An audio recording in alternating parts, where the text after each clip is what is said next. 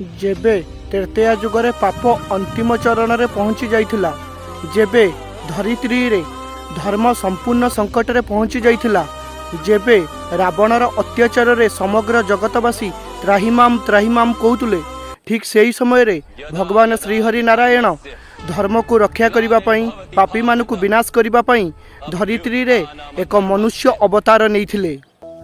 अखिल ब्रह्मांडपति भगवान श्रीहरि नारायण धरित्री रे मर्यादा पुरुषोत्तम श्रीराम अवतार समय रे गरुड़ पक्षी उपरे बसिले नहीं, सुदर्शन चक्र धरिले नहीं, धरित्री रे समस्त पापी मानकु विनाश करिबा सहित धर्म को रक्षा करितिले। जीवन तमाम सात्विक जीवन अतिबाहित करने सहित समग्र जगतवासी को मर्यादार पाठ पढ़ाई।